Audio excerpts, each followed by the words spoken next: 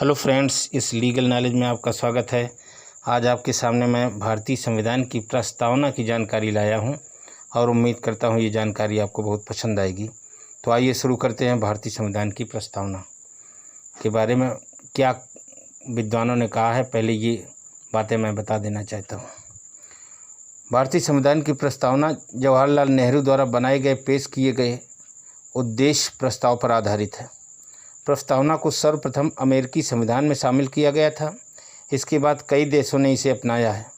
संविधान विशेषज्ञ नानी पालकीवाला ने संविधान की प्रस्तावना को संविधान का परिचय पत्र या संविधान की कुंजी कहा है।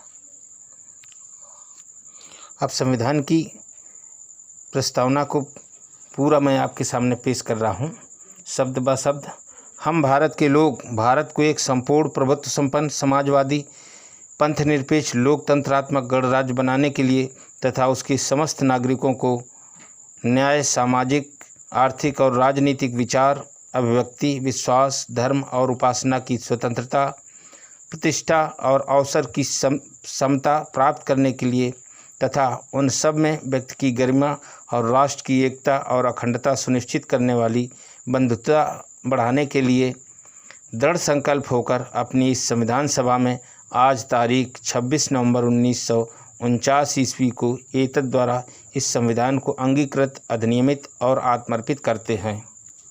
प्रस्तावना के मूल शब्दों की व्याख्या इस प्रकार है। जैसे संप्रभुता।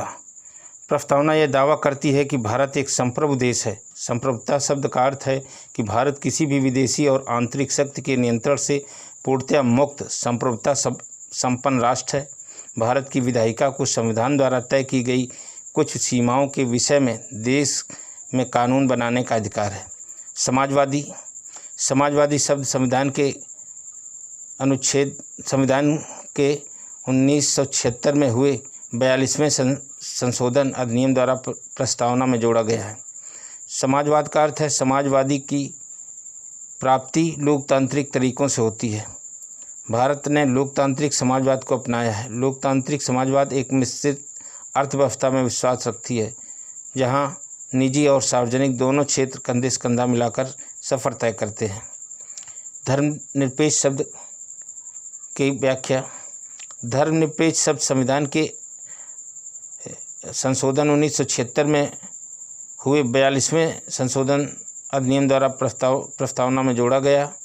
भारतीय संविधान में धर्मनिरपेक्ष शब्द का अर्थ है कि भारत में सभी धर्मों को राज्यों से समानता, सुरक्षा और समर्थन पाने का अधिकार है। शब्द लोकतांत्रिक शब्द की व्याख्या।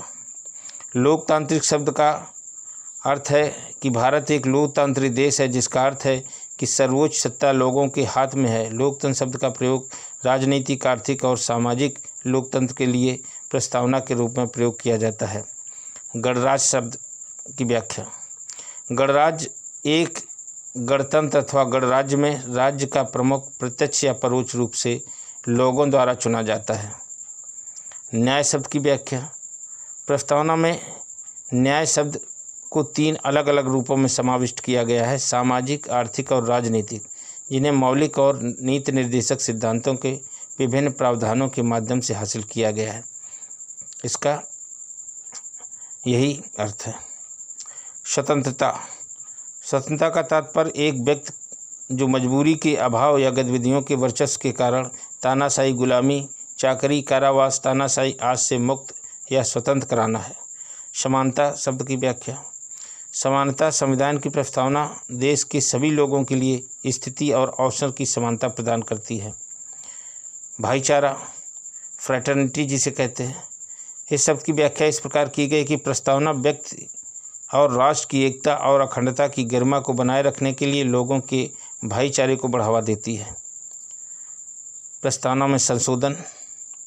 1976 में 42वें संविधान संशोधन अधिनियम द्वारा प्रस्तावना में संशोधन किया गया था, जिसमें 3 शब्द समाजवादी, पंथनिरपेक्ष और अखंडता को जोड़ा गया था।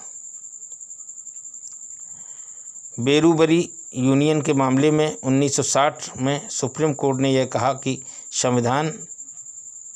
प्रस्तावना संविधान का हिस्सा नहीं है, किंतु केशवानंद भारती बनाम केरल राज्य 1973 के बाद में सुप्रीम कोर्ट ने अपने पहले के फैसले को पलट दिया और इसे संविधान का एक हिस्सा और इसे संविधान के अनुच्छेद 368 के तहत संशोधित किया जा सकता है, इस बात का निर्णय दिया।